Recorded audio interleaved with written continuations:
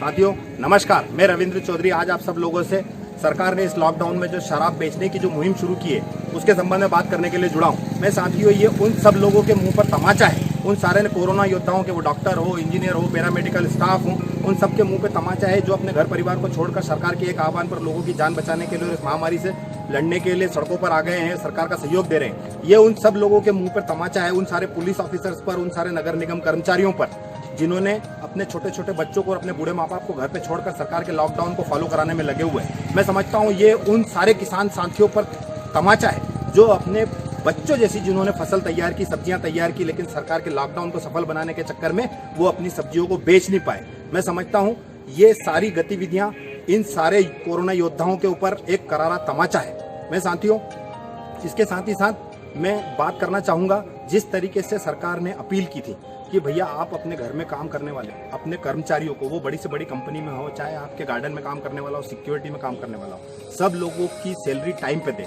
सरकार ने अपील की कि भैया आप हमारे प्रधानमंत्री सहायता कोष में और मुख्यमंत्री सहायता कोष में इनमें भी चंदा दें। लोगों ने वो भी किया, लेकिन सरकार ने क्या किया? सरकार ने रेवेन्यू के चक्कर में अपनी शराब की दुकानें खुलवा दी। मैं समझता हूँ ये उन लोगों के, सब लोगों के और हम सब लोगों के पीठ में खंजर घोंपने जैसी घटना है। मैं इसकी घोर निंदा करता हूँ। मैं साथियों बहुत सारे बुद्धिजीवी लोग बोल रहे हैं कि भैया ये जो शराब है इससे रेवेन्यू की कमाई होगी, तो मैं उन बुद्धिजीवियों को बोलना चाहता हूँ कि इस देश में अगर चाय भी कोई बेच रहा था तो उससे भी आर्थिक गतिविधि हो रही थी, उससे भी रेवेन्यू हो रहा था। अगर कोई सुई बना रहा था तो उससे भी रेवेन्यू मिल रहा था। कोई अगर हवाई यात्रा कर रहा था तो उससे भी रेवेन्यू हो रहा था। मैं समझता हूँ कि जब इस देश का इतिहास लिखा जाएगा कि लोगों ने सरकार के एक आह्वान पर, चाहे वो अगड़ा हो, पिछड़ा हो, हिंदू हो, मुस्लिम हो, पार्टीवाद, परिवारवाद, जातिवाद, वंशवाद, सारी विचारधाराओं को छोड़कर सरकार के एक आह्वान पर ताली भी बजाई, थाली भी बजाई और दिए भी जलाए। लेकिन सरकार ने क्या किया? उन सब लोगों के पीठ में खंजर छोप दिया है। लोगों ने इसलिए ताली और थाली नहीं बजाई थी कि सरकार बाद में बैठ के शराब बेचेगी। मैं समझता हूं ये शर्मसार करने वाली घटना है। साथियों जिस तरीके से सरकार को लगता है कि इस शराब बेचने से रेवेन्यू होगा, मैं समझता हूं ये टोटली गलत है। मैं इसकी निंदा करता हूं। अगर आपको रेवेन्यू कमाना है तो दूसरी आर्थिक गतिविधियों में क्या बुराई है? मैं समझता हूं अगर इतनी ही सरकार को रेवेन्यू की पड़ी है तो यहाँ बैंकॉक मॉडल क्यों नहीं लगा देते?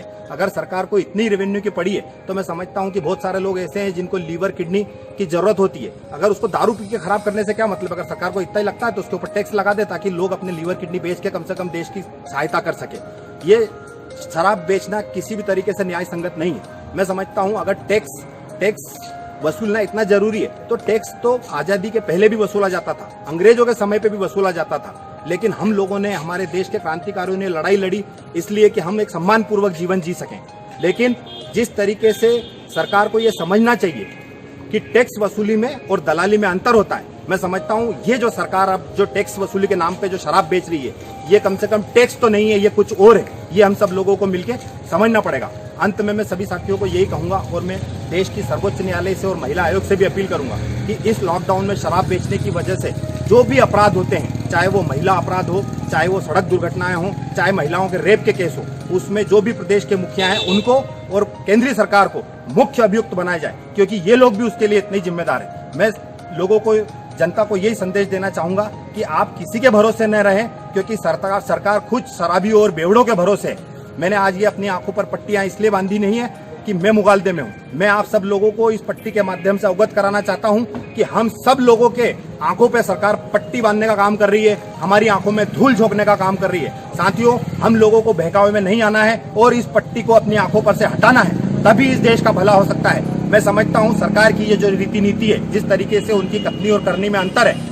जिस तरीके से वो 5 ट्रिलियन इकोनॉमी की बात करते हैं, शराब बेच के और देश की जनता को शराब पिला के हम कभी भी ये सपना साकार नहीं कर सकते, हम कभी भी विश्व गुरु नहीं बन सकते। और मैं सरकार को, माननीय प्रधानमंत्री जी को यही अपील करूंगा कि आपका ये जो शराब के ऊपर जो आपने खुली छूट दी है, इससे सरकार की विश्वसनीयता खत्म हो रही है, इससे हमारे देश के ऊपर दाग लग रहा है। ये हमारे आगे आने वाली पीढ़ियों के लिए बहुत ही गंदा और खतरनाक और भयावह संदेश है। इसलिए मैं हाथ जोड़ के अपील करूंगा माननीय प्रधानमंत्री जी और प्रदेश के सारे मुखियाओं से कि अपना ये शराब बेचने का निर्णय वापस ले और इस देश के लॉकडाउन को, कंप्लीट लॉकडाउन को फॉलो करें और लोगों की जान की रक्षा करें। धन्यवाद। किसान बचाओ, देश बचाओ, जिंदाबाद।